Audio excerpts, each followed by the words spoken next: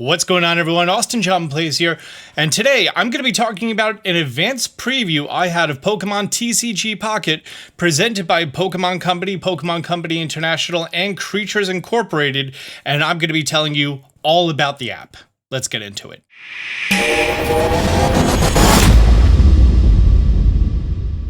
I previously put out a vague statement on Twitter about what do you want to know about the app, because I wasn't allowed to talk about that I'm going to the event. In fact, there's a lot of stuff I'm not allowed to talk about, and a lot of the questions that were asked, I have answers for. Before I begin, I want to say thank you to the Pokemon Company of Japan, Pokemon Company International, and Creatures Incorporated for inviting me to this event, as well as Stefan and Kellyanne, the people from Pokemon who hooked me up with this event. Shout out to you guys.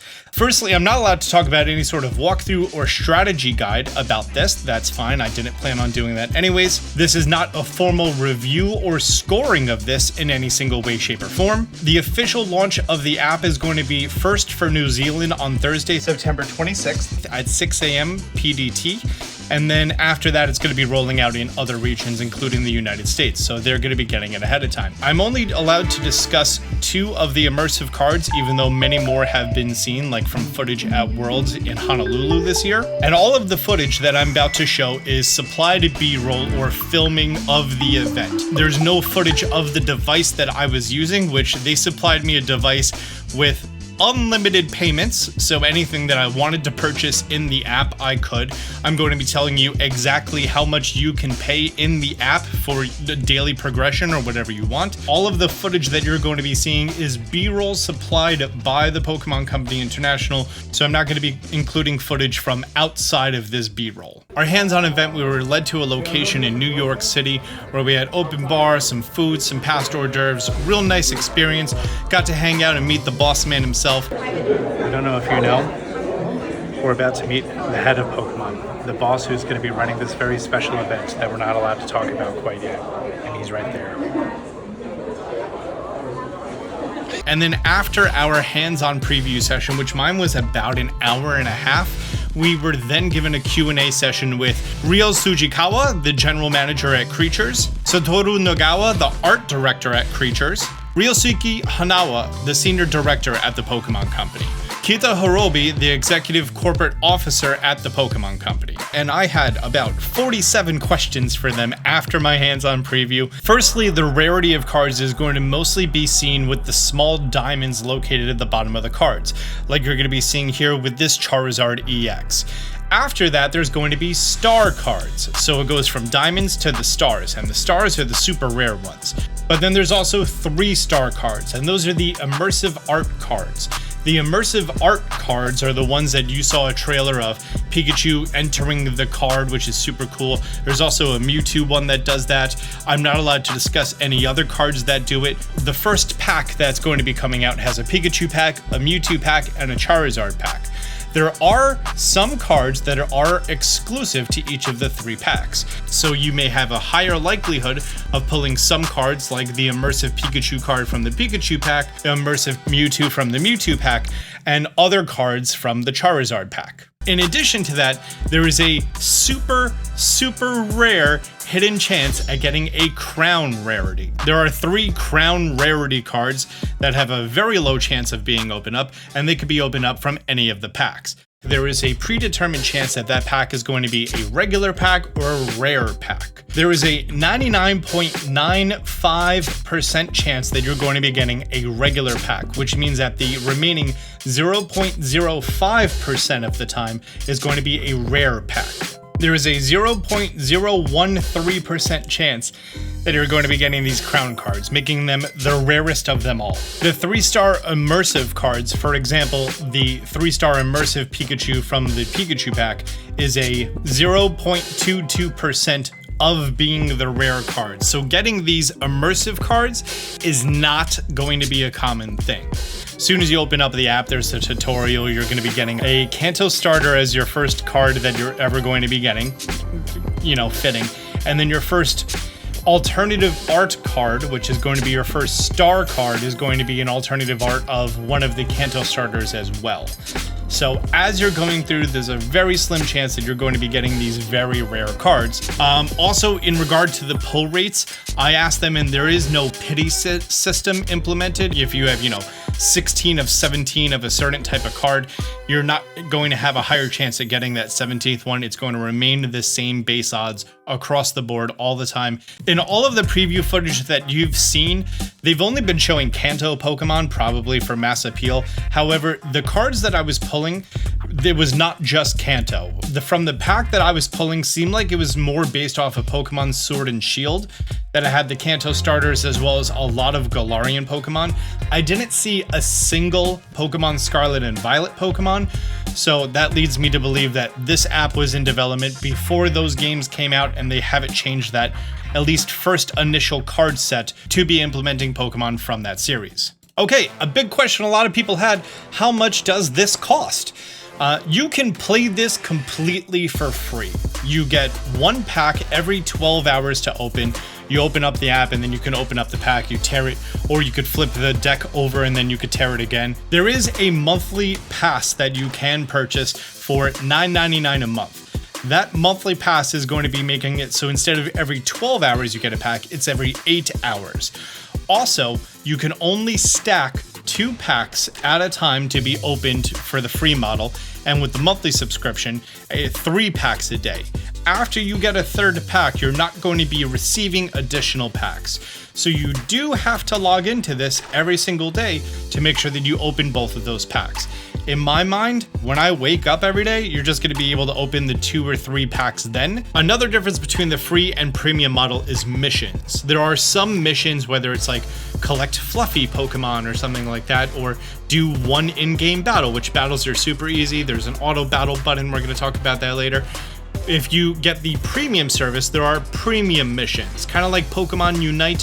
When there's a season pass, you get those additional things for the additional currencies. Premium missions from the premium pass are going to be rewarded for unique promo cards locked to that set. For this first series that comes out, there's a selection of promo cards that you can only get with the promo pass. So there are some things that are locked to it. I think you get a Meowth full art card, promo card for signing up with the pass. There's the very casual side, and then there's the you want to grind it a little bit more, but you're not a whale yet. You're also going to be able to purchase in-game currency called Pokegold.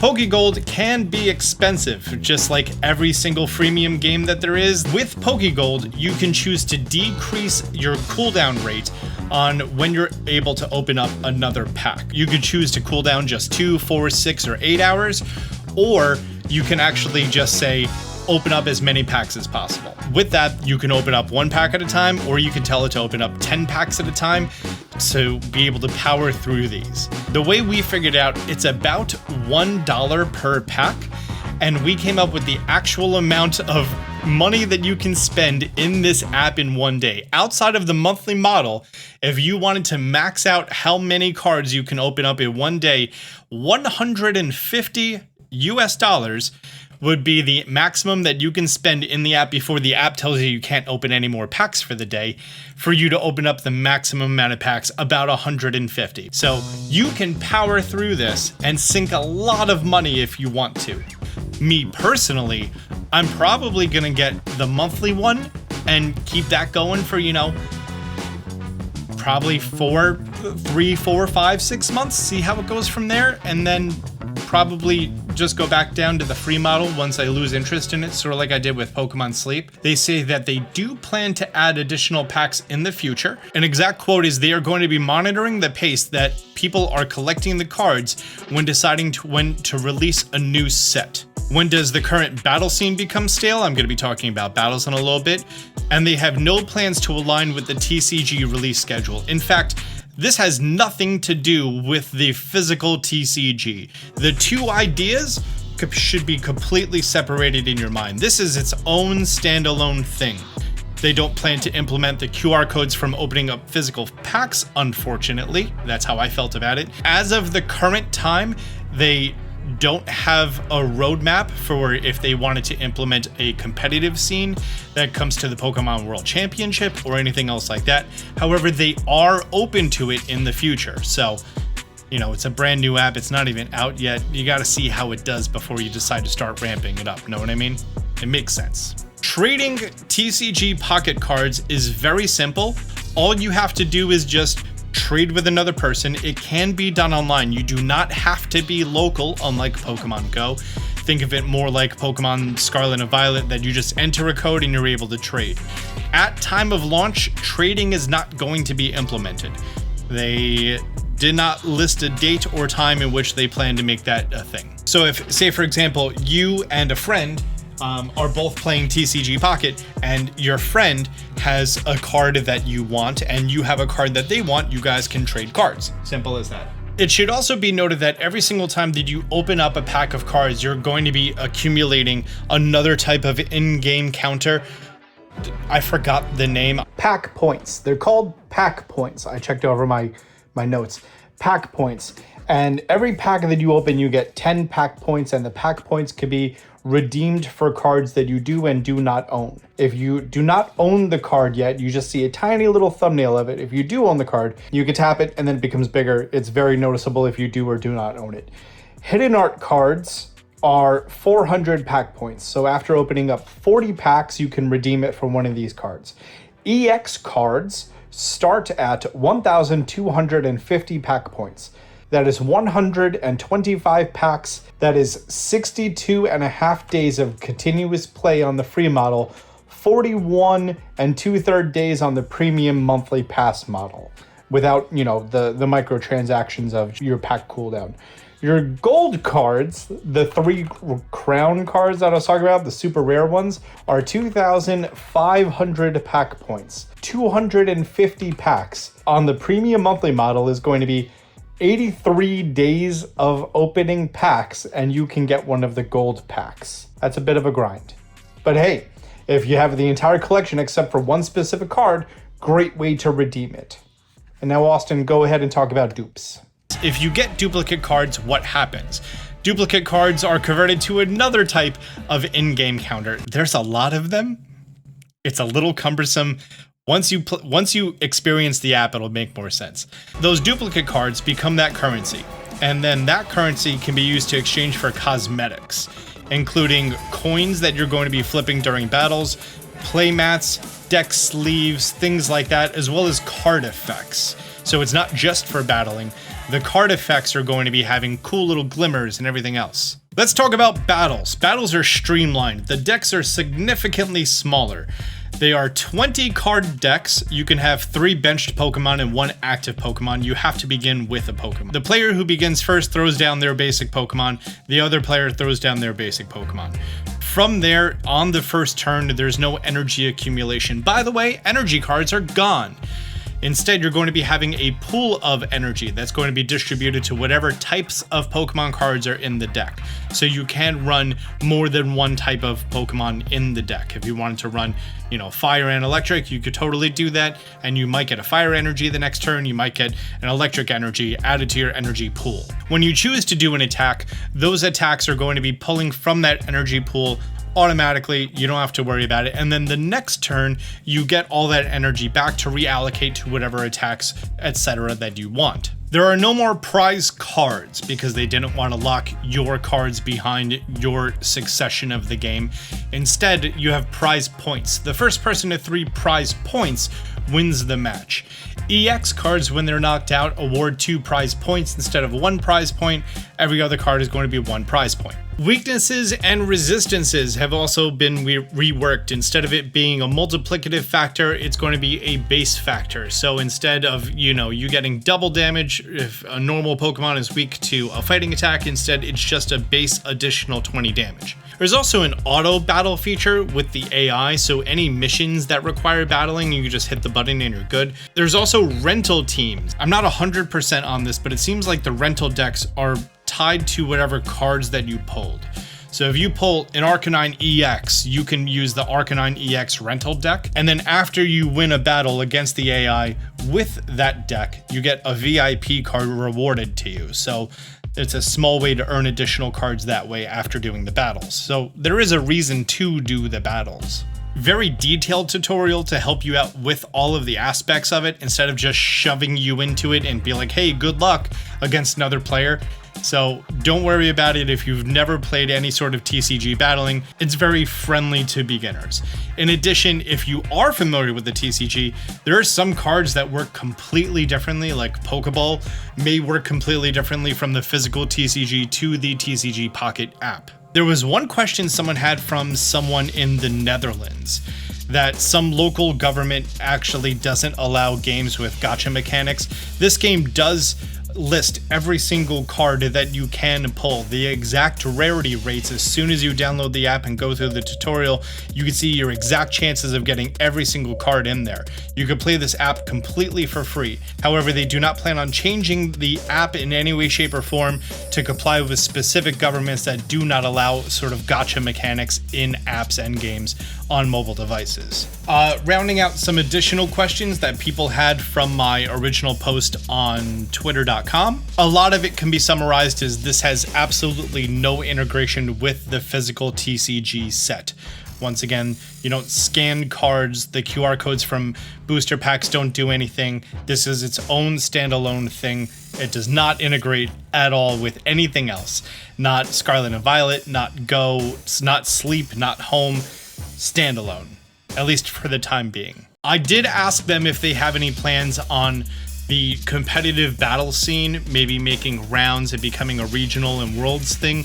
At the time, they don't have any plans for it, but they are open to it. Again, makes sense. App isn't even out yet. Let's see how it does. Someone asked, are there power creep features in the game? You may notice that some of the original base cards, like Pikachu, are here. However, their HP and attacks have been updated across many of the cards, so older cards that have been brought into the game have been updated, so you're not going to be seeing, 1999 base cards here that are absolutely worthless in battle. Will you be allowed to play without setting your phone on fire? We were given an Android phone. I'm not really too sure which one it was. It kind of looked a lot like an iPhone, just with 3 cameras on the back. Android people roast me for not knowing what phone that is. It ran fairly coolly. We had the screen on full brightness the entire time. We didn't have any issues. Granted, we were on a New York City rooftop outside in summer. It was covered though, so it wasn't bad at all. I do want to state, however, this was an early build of the app, and it was not fast. There was sort of lengthy load times between different screens, so it's not as snappy as it could be. Can you upgrade your cards like in Marvel Snap? I did not play Marvel Snap, but a card is a card. You can use the customize feature for different hollow effects or different, sort of pop-up effects. I have B-roll of that. Can it be used offline, mainly against NPCs? Yes, there's a whole AI thing, battles like that. You never have to interact with another person if you have no friends. I mean, if you don't want to. There's no story mode, unlike the original Game Boy TCG game. So it's not like you're going to be going and doing stuff. It's just very streamlined. A lot of people are asking about, can you buy and sell cards? Is there going to be sort of a trade auction eBay system? The trade implementation is not out yet, so I can't say to that specifically. However, all signs are pointing towards, yes, that can be a thing in the future. I've covered every single aspect of microtransactions, battles, in-game currencies that I'm allowed to discuss, the rarity system, missions, pull rates, everything. I don't think there's a single aspect of this that I have not covered. I'm sorry for the runtime. Launches September in New Zealand and then further regions to come. Thank you so much for watching this video. If you made it to the end, why don't you subscribe to the channel? Until next time, Austin John out. Man, they see me shining like I got the charm. Stay strapped, got that jet ball in my palm. Fell from the sky, guess I'm the chosen one. And if you need to know how, check out Austin John. Champion flow. Yeah, I got that champion flow.